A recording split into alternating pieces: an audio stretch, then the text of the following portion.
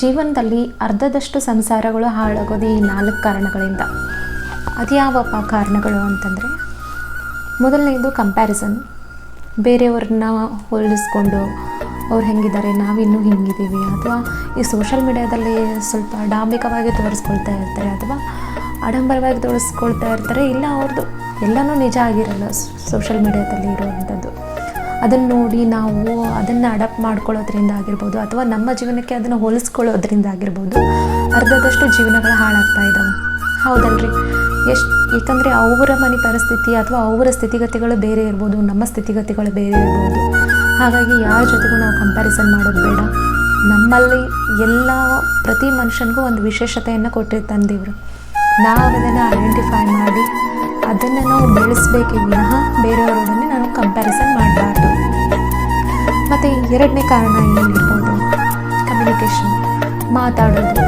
ಏಕಂತಂದರೆ ಮಾತು ನಮ್ಮದು ನುಡಿದರೆ ಮುತ್ತಿನ ಹಾರದಂತಿರಬೇಕು, ನುಡಿದರೆ ಮಾಣಿಕ್ಯದ ಸಲಾಕೆ ಅಂತಿರಬೇಕು, ನುಡಿದರೆ ಲಿಂಗ ಮೆಚ್ಚಿ ಹೌದೌದು ಎನ್ನಬೇಕು ಅಂತ ಹೇಳ್ತಾರೆ.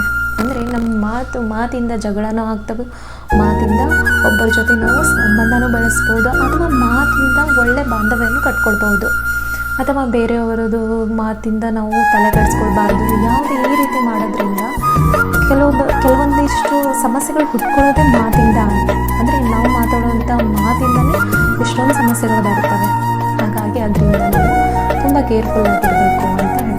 3ನೇದು ಈಗೋ ಅನ್ನೋದು ಎಷ್ಟು ಜನಕ್ಕೆ ಏನಿರ್ತೈತೆ ಅಂದರೆ, ಒಂದು ಭ್ರಮೆ ಒಳಗೆ ಬದುಕ್ತಾ ಇರ್ತಾರೆ. ಅವ್ರಿಗೇನು ತಾವು ಮಾಡಿದ್ದೆಲ್ಲ ಸರಿ ಇರುತ್ತೆ, ಅಥವಾ ತಾವೇ ಇಂದ್ರ ಚಂದ್ರ ಅನ್ನೋ ಒಂದು ಭ್ರಮೆ ಒಳಗೆ ಬದುಕ್ತಾ ಇರ್ತಾರೆ. ಇರಬೇಕು, ಕಾನ್ಫಿಡೆನ್ಸ್ ಇರಬೇಕು, ಅದು ಓವರ್ ಕಾನ್ಫಿಡೆನ್ಸ್ ಇರಬಾರ್ದು. ಅದು ಯಾವತ್ತಿದ್ರೂ ನಮಗೆ ಬೇರೆಯವ್ರಿಗೇನು ತೊಂದರೆ ಕೊಡಲ್ಲ, ಯಾಕಂದ್ರೆ ಅವ್ರವ್ರ ಜೀವನ ಇರುತ್ತೆ. ಅದು ತೊಂದರೆ ಕೊಡೋದು ನಮಗೆ, ಯಾರಿಗೆ ಈಗೋ ಇರುತ್ತಲ್ಲ ಅವರಿಗೆ ಅದು ತೊಂದರೆ ಕೊಡುತ್ತೆ. ಸೊ ಈಗೋ ಇರೋವಂತಹ ಮನುಷ್ಯರಿಂದ ನಾವು ದೂರ ಇರಬೇಕು. ನಮ್ಮ ಹತ್ರ ಈಗೋ ಇರೋ ಥರ ನಾವು ನೋಡ್ಕೊಳ್ಬೇಕು.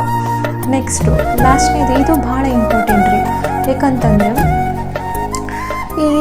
ಈ ವಿಷಯ ಏನಿದೆ ಅಲ್ಲ, ಪ್ರೈವೇಸಿ ಅನ್ನೋದು ತುಂಬ ಮುಖ್ಯ.